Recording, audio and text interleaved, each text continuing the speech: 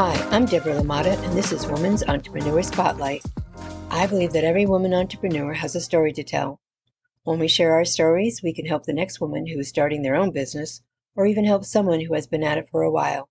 I hope that you can find your takeaway from these stories to help you in your journey of being a woman entrepreneur.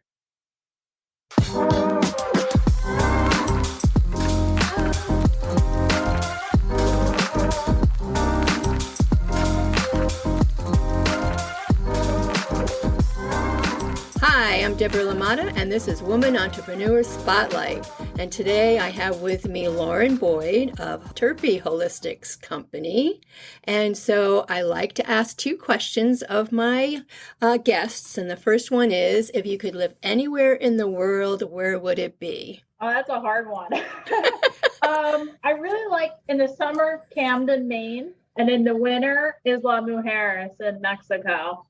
Oh, wow. I'm guessing you've been to both places. Yeah, they're both very beautiful. Well, I like it because there's one in the cold country and one in the warm country. Yeah. Do you like one over the other? I like both of them pretty equally. They're different places and different people, different experiences. Oh, wow. So they're very nice. I like it. I say to each of my guests, I like asking these questions because I find out different places to put on my bucket list to visit. Camden, Maine has a lot of surprises. You just like walk down the street and don't realize like there's like a canal. It's like hidden. It's like it's beautiful. There's like gardens like going over the canal and lots of surprises. I know from speaking to other people that Maine is just absolutely beautiful. I'm originally from Connecticut, and I've never made it up that far. One of these days I will. Of course, now it's going to be a longer ride from Delaware. Oh, yeah. It's far. It's a hike. It is. So what's the most important lesson you have learned to date running your company, Terpy Holistcs? The most important lesson I have learned is to not let others put me down and to pursue how I think my business should be run and not how others should think my business should be run. Yeah. And so how did you overcome that, though? It's difficult because with my brand, as you know, with the pot leaf, everyone always wants to tell me, oh, you need to change your branding. More people will buy your product if it didn't have a pot leaf on it. I'm like, well, that defeats the whole purpose of my brand. Exactly. I'm not changing my marketing, and like stores that were okay with me originally having that and knowing what my brand was about later on decided that they didn't want that in their store. So it has been difficult, and I've stuck with my brand. I haven't rebranded. I might change my logo eventually, but I'll leave the pot leaf in there. Yeah, just got to stick with what I want to do. Exactly, right. And so it's true to you. It's what you've wanted to create and not per se for somebody else. This is what you wanted. This is your business, and pursuing that is what you need to do for you. And I know during our initial conversation, you had told me that you always wanted to start your own business. So tell me about you and how Terpy Holistcs got started. And after that, you can tell everybody where to get in contact with you. Yeah, about me. I grew up in Delaware County, Pennsylvania, in Chester County, Pennsylvania.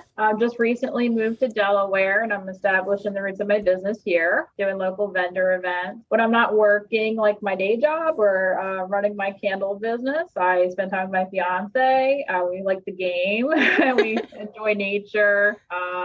Spend time with my little puppy, Kilo, the long-haired Chihuahua, and our families. And we enjoy going on like day trips. Like today, we're going to Longwood Gardens, my favorite place ever. Wow. And then, I just enjoy being outside, hiking, camping, fishing, look at the stars, gardening. I have a huge garden.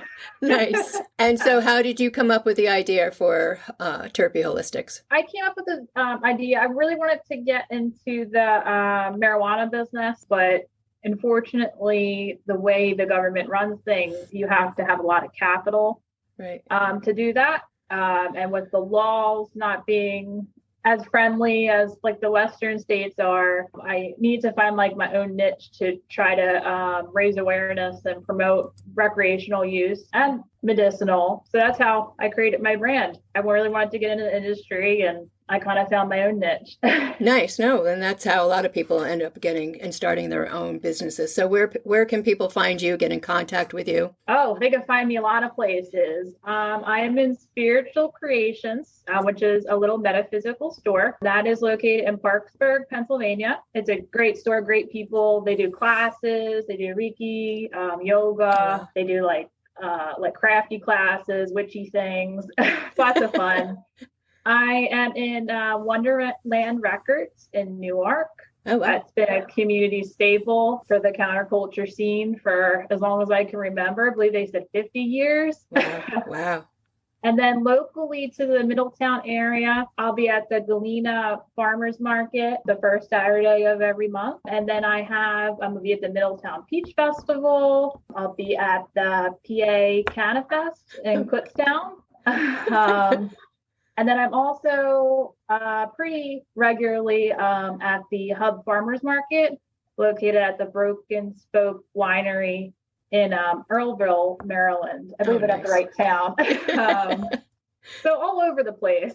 And so how about an email? Where can they reach out to you? Email would be terpyholistics@gmail.com. Facebook's Terpy Holistics. Instagram's Terpy Holistics, and I just launched my website, terpyholistics.com. Nice. I saw it. It looks great. Thank you. And I got like exclusive apparel on there, and obviously my candles and wax melts. I was looking at it this morning. You have a great line on your website. You really do. Trying to expand it, trying to make like a lifestyle brand, like a sustainable product, try to find like some hemp-based products to sell, because hemp is very sustainable. Yes, absolutely. And so tell the listeners about what is terpenes and how someone can benefit from those, and then with your candles. Oh, yeah. So terpenes, a lot of people don't know this. They're most commonly associated with marijuana, but they're in pretty much every plant. And they create the medicinal or therapeutic properties of pretty much any plant that you would consume for medicinal or therapeutic properties. For example, lavender, that scent, that calming, relaxing feeling you get when you have lavender, that's from terpenes. It's in cloves, oranges, pretty much everything. They use terpenes to flavor foods. They use them in fragrance oils, your bath product. They've been around for thousands of years, specifically in ancient Chinese medicine, right? Where they would extract the terpenes from the plants and use them for holistic medicines. So I'm trying to educate people that terpenes aren't bad. And along with CBD or THC, they pretty much like create an entourage effect and help you with your medical needs with the CBD or the THC as well. And so how do you put your candles together with the essential oil? Is it an essential oil? Yeah. Okay. I use chemical-free fragrances. We're trying to get all chemical-free. I still have a couple ones that were hard to find without the phthalates in them, but we're working them out. So I try to use as clean fragrance oil as I can. And then I mix the pure terpene isolate with the fragrance oil. And I don't know, if you smell like a regular candle and smell mine, it's different because the terpenes kind of enhance the other regular candle fragrance. Right. So together, it really kind of oomps it up a little bit. Right. And so I know in your bio and on your website, as I was going through it, and also you had shared some information with me, you yourself have anxiety and depression. And so I know a lot of us, including myself, my girls, and my son, we all have some anxiety, some depression. And I don't think anybody probably thought or thinks about a candle giving you some relief, that calmness, right? So definitely. But I like to have like a nice relaxing bath after a rough day at work, or I'm stressed out or anxious. Light some candles, put on some good Grateful Dead music. There you go. And so you don't have to be doing medical marijuana to enjoy these candles or the benefits, correct? No, they're for anyone really. You just want to relax and de-stress. And I like to say it's like an elevated aromatherapy. Right. And I think so many of us need that after everything, this past 2 years with COVID. And I believe you started your business in 2021 towards the end of COVID. Yep. I was in between jobs. I've been working from home since COVID started, but I was in between. I was on a temporary assignment. So when that ended, I needed something to do. And that occupied a lot of my time for a few months until I was able to find another job. And I pretty much just launched my business in my little tiny 800 square foot apartment.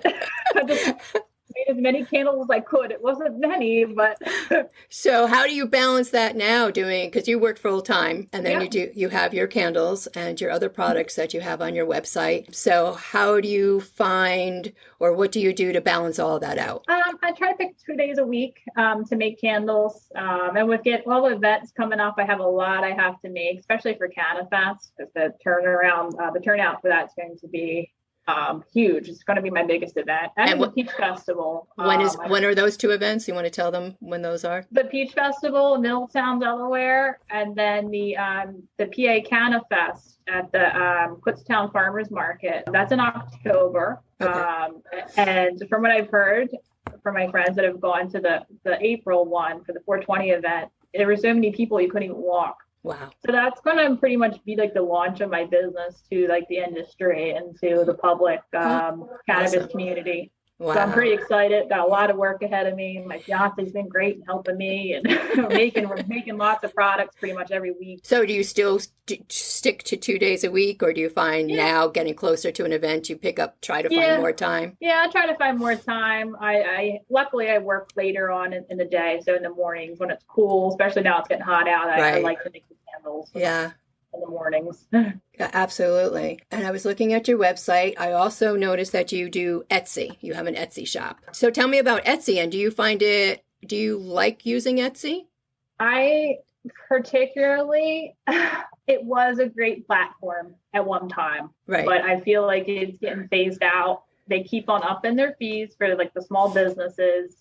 They try to advertise like they promote you, and the algorithms will display your products. They don't. No. I look at my like analytics, and I get more views from my Instagram followers than I do from Etsy people. So I feel like the Etsy really slowed down, and people would rather support me through like my website or at local events or even like local deliveries. I even did local deliveries for a while. Wow. Being your own CEO, and it's your own company, and sometimes you have to take that extra step to just push your company forward also, and giving that little extra in customer service goes a long way, because people remember that.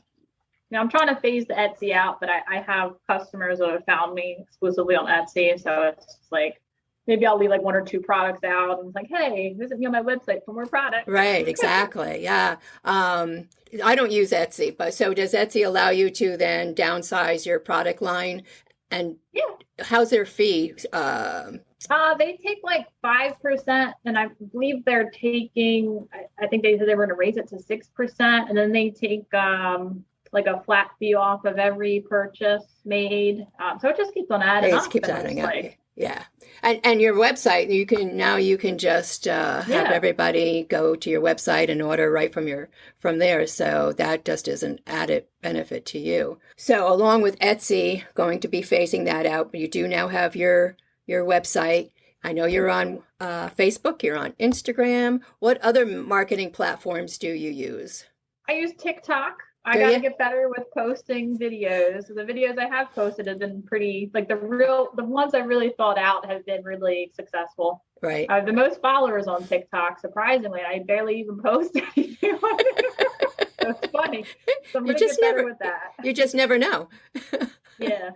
My daughter's a TikToker, and sometimes she says she posts TikTok not thinking that it'll get any views, and then the next thing she knows, it's blowing up. So you never know. You never know who's on that day. You never know what's going to catch fire. I'm going to start doing like live events as well, like live Q&As or where I go over like new products. Oh, nice.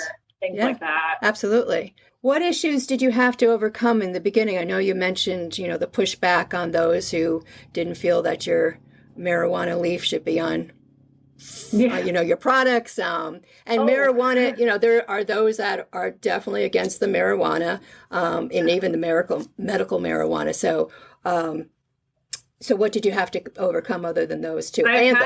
I've had a lot to overcome. At the time I was in an abusive relationship. So that I had to overcome that. And then with my pot leaf, unfortunately, social media is it's a gray area with social media, mainly Instagram and Facebook with Mark Zuckerberg. Right.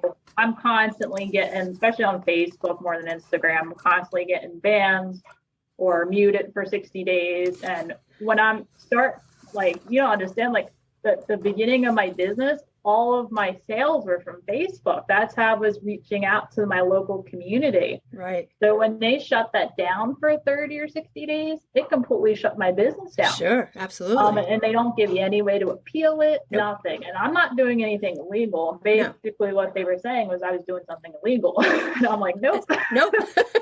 So having to overcome that, working around it. Luckily, my Instagram's fine.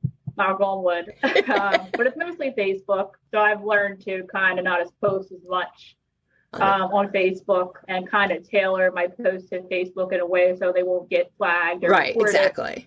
And I have several friends that try to run marijuana-based businesses as well, and they've had the same pushback. Right. Things need to change. We're not doing anything illegal. Exactly. Right? Yeah.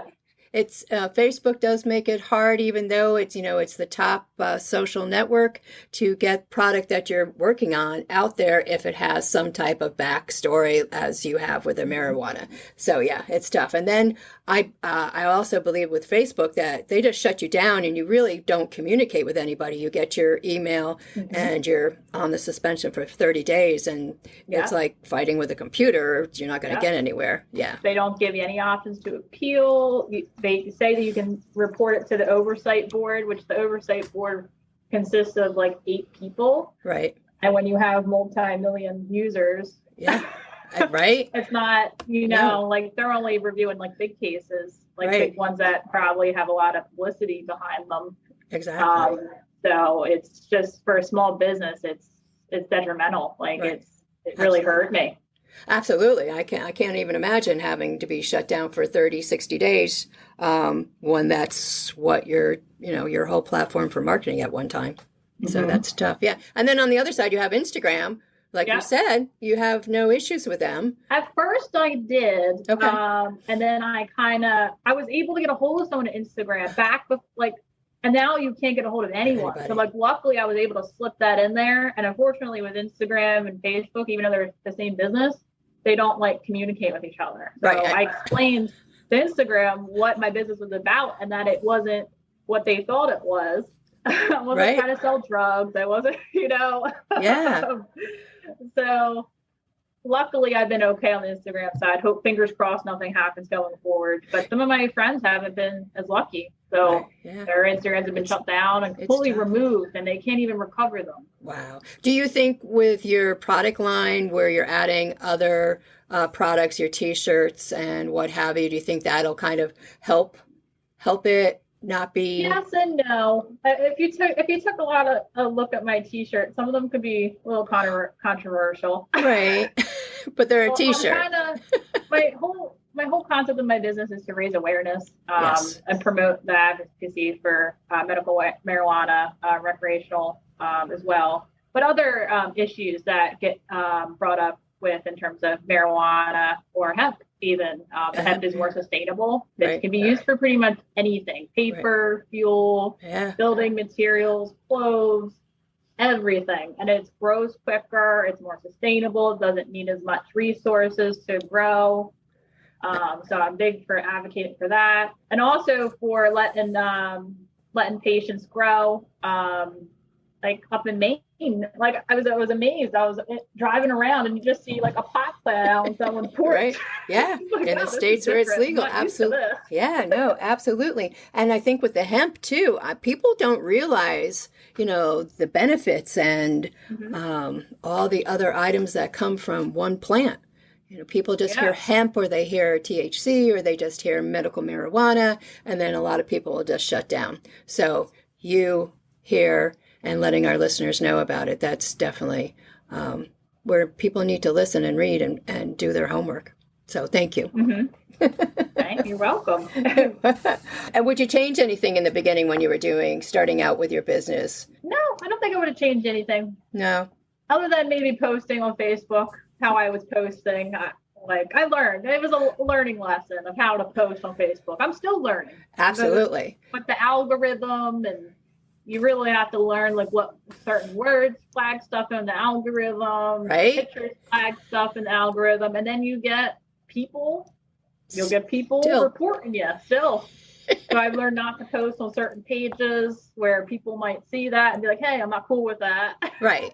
Right. And you'll always get that too. But you don't seem like the type of person who's going to just put it in your face and say, this is it. You want to educate people. You want people to understand it. And that's what this is all about. Absolutely. Did you have a business plan in the beginning? Did you use a business plan, put one together? Yeah. Pretty much in my head. Yeah. I try to write stuff out on paper. You see, I've run businesses since I was 15 years old. I run multi-million-dollar businesses with like 200 or 300 employees I was directly responsible for. So I've known how to run a business pretty much my whole life. I was a Girl Scout for 12, 13 years. So wow. Girl Scouts teach you to run businesses. Absolutely. So I knew what needed to be done. I knew I needed to research the market and cost of things and do like product development. So I had it all in my head. Yep, some people will carry it around in their head. I know others need to have everything written out and detailed. Do you think, though, having the business plan in your head or on paper is important to have in the beginning? It definitely is important. And even like most of it's in my head, but I have written out like steps and especially a list of things I need to do to make my business legitimate in the eyes of the government. Right. Yep. Just definitely. So yeah, it is very important because there's a lot of laws and regulations in regards to products, and a lot of people don't notice. Like, they don't know. Like, I encourage anyone to go start their own business, but you got to do research. You got to know what you're putting out there. You got to know what the laws are. I see a lot of people, especially since COVID, just whipping up body products and like cosmetics and stuff like that. And you don't realize people have food allergies.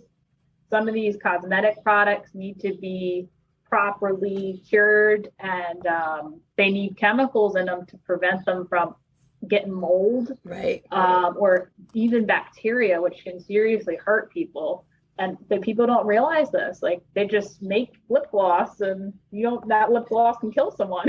Right, exactly. And again, you had mentioned, doing your research, you have to take the time. Yeah, absolutely, to do the research too. I did lots of research. Especially with fragrance oils, when you're burning things, it can create chemical reactions. So it's a lot of people don't realize. Even my fiance, like, he took a look. I like to call it my grimoire of all my recipes and stuff. It's a lot of chemistry. I'm pretty much a chemist coming up with these formulas, and some chemicals make certain chemical reactions when they're mixed together. And I had to do a lot of research on that, formulas, and pretty much it's like all chemistry. Right. And I think a lot of people just kind of jump into a business without doing the research or, like you said, finding out what different chemicals will create which reactions, people having allergies left and right these days. Yeah. And as a consumer, too, I think a lot of people don't even take the time for themselves to read the label. Yeah. I think sometimes we're pretty quick we like a product and that's all we give it, and we give it a nod and we run with it. So, because it's your company and you're going to be responsible for it in the end. Absolutely. Exactly. Right. Like, initially I wanted to get into cosmetics. I still want to get into cosmetics, but right now the cosmetic industry, they're not transparent with what's in their products. And I'm like, I can't start a cosmetic line knowing what they put into these cosmetics. And there's not really many options for safe cosmetics right now. And unfortunately that costs a lot of money to get into, because you need a pretty much a certified chemist to come up with these products for you. Yeah. Yeah. And there goes your business plan. You got to start there. Yeah. Absolutely. It all keeps going back, You all need to, all do your research. Got to do your research, put that business plan together. And starting up a business too. I mean, some people are looking for a small loan. Not everybody has saved money and not necessarily having to do so. But with that business plan, if you're going to go for a small loan, business loan, you need the business plan. They're going to look for that. Definitely. And there's a lot of resources locally that can help you with those things. I know Pennsylvania, I grew up in Pennsylvania, so Pennsylvania has a great program. It's called SCORE. They help small business owners. They even set you up with a mentor. Yeah, and they're pretty well known in in the area. I was really surprised. I know Delaware has their thing too. Yeah, but I'm not as familiar with Delaware since I'm fairly new to Delaware. You and me both. I just moved down here in November, so yes, and you definitely have to check local and state business licensing and every other form that you have to fill out for them. Liability too, like insurance. That's a big thing now. Yes, a lot of events require you to have personal liability insurance for your business. People don't realize, like, you're liable for things if something happens. Oh, absolutely. And I think more and more events, like you said, are asking for the certificate of liability. Mm-hmm. I know for myself, being a wedding officiant, at one time I was never asked for the liability insurance, but now at the bigger venues, I have to carry it. So yeah, you definitely have to. It's crazy. It is crazy, right? Who would have thought? So what advice would you give to another woman entrepreneur just starting their own business? Don't give up. Don't let people try to tell you that you can't do it, because you can. You just got to have the right mindset. You have to have a growth mindset, and you got to set your mind to it, create a good plan, both in your head and on paper, and just do it. As Mikey likes to say, just do it. Just do it. Absolutely. Did you have a mentor in the beginning? Did you have somebody that you could call and say, I've come across this problem. I have this issue? Yes and no. I had SCORE, which helped with like the formation, those kinds of things. Local business owners, especially Barbie at Spiritual Creation, she's helped me with some advice, working through some issues. My fiance, he's been probably my biggest supporter throughout my whole business. Nice. He wasn't there at the beginning of it, but now he's here, and he really helps me out a lot. You can see him; he's always at the events with me and helping me pack up and carry everything. Oh, that's great, because I think we all need somebody, especially in the beginning, and then over the course of your business career, to have that one person or several people to be able to call or, shoot a text message off to them. And that's my mission. One of the missions that I want to do with this Woman Entrepreneur Spotlight interviewing is to build a network for somebody starting out, somebody who perhaps is like right in the middle of it, and who's been on this journey for a long time. So if I start up a network, would you be interested in being part of it to help somebody else in this wonderful world? Of course. I love networking. I love helping others. That's why I do the job I do, my day job. That's why I do my business. My whole business is about helping people. I love giving advice or helping. I have a lot of knowledge myself from my experience in the past, running the businesses I ran, in the industries I've been in. I've learned a lot. I've seen a lot. I've dealt with hundreds of people and hundreds of personalities, and had a lot of serious things happen that I've had to work through and find solutions for. So I'm always here. If I don't know the answer, I can usually direct someone in the right area where to find that answer at.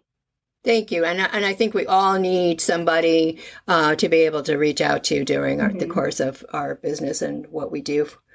So I want to thank you for being a part of this interview today on Women Entrepreneurs Spotlight. Why don't you tell everybody one more time where they can get in contact with you? The easiest way to get in contact with me personally is through my Instagram, Terpy Holistcs, or my email, terpyholistics@gmail.com. That's the easiest too. I'm always checking my Instagram. That's probably the better of the two. Well, again, I want to thank you. Thank you for taking the time, and I look forward to watching your business grow. We'll stay in contact, and have a great afternoon. You as well. Thank you, Deborah. You are welcome. Thank you for listening to Women Entrepreneur Spotlight. I hope you've enjoyed this episode. For updates on my next interview, follow me on Facebook at Woman Entrepreneur Spotlight. Until then, keep being awesome.